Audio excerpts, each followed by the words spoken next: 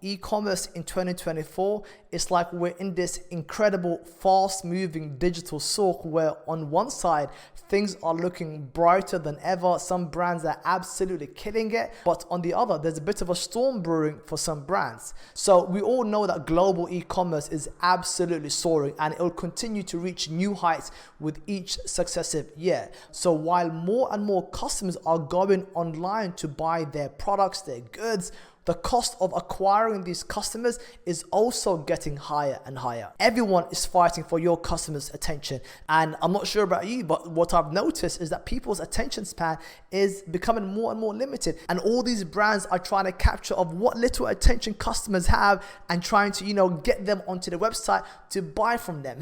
But as we all know, a customer needs to go through multiple touch points in their journey from not knowing about your product or your brand to the point where they pull out their credit card and buy from you. The number 7 used to get thrown around where they'd say, a customer needs to interact with your brand around 7 times before they end up buying from you. But I think that number belongs in the dark ages.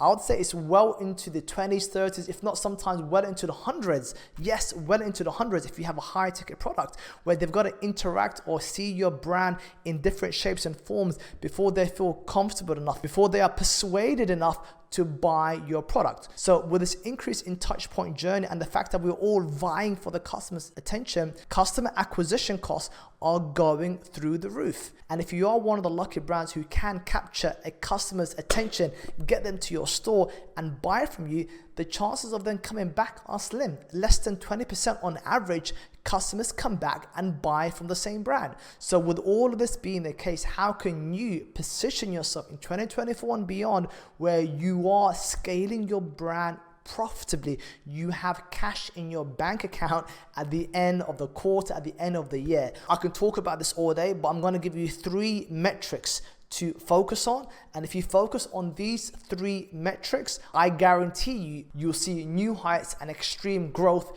in your e-commerce brand. The first one is AOV, average order value. You have to assume that the customer that buys from you won't come back again. So how can you maximize the value you give them where they do want to buy multiple units of your product, or if you have other products in your catalog, you're cross-selling them, you're bundling things, you're basically offering them a unique proposition. So no, they don't just want to buy one item from you. No, you're cross-selling, you're hitting them with all of these different amazing offers in the post-purchase upsell, the cart upsell, all these things that you can do to maximize their cart so you can absorb an increased customer acquisition cost. That's the first point.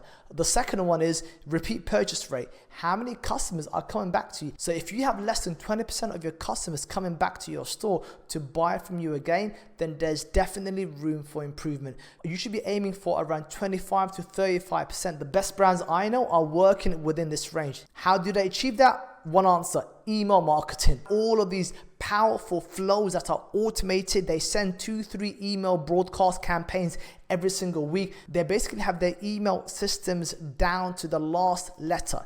And if you don't have at least 7 to 10 different flows going off with certain triggers, then you're leaving money on the table.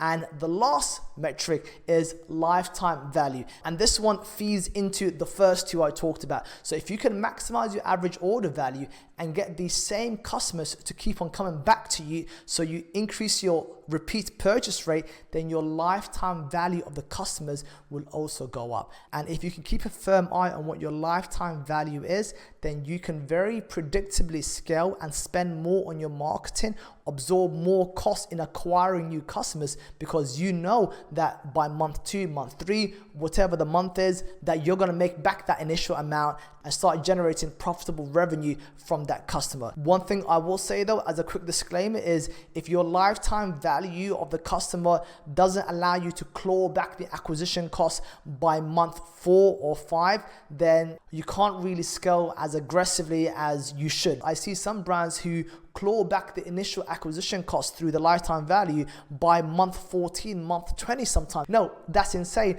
You should be aiming for somewhere between 3 to 6 months. If you have a supplement brand or some kind of a cosmetic brand where you can get the customers on some kind of subscription, then maybe you can increase it to about 9 months, but you should never under any circumstances go beyond this 9-month mark, regardless of what kind of product you're selling. All right? So as we look ahead, it's clear that the e-commerce scene is set for some exciting times, but it's a bit of a tightrope walk. Brands that keep their eyes on both bringing in new faces and making sure that they're genuinely valued will be the ones killing it in 2024. On the flip side, those just chasing numbers without a game plan and without keeping a firm eye on the 3 metrics we talked about are the ones who might find themselves in a bit of a pickle.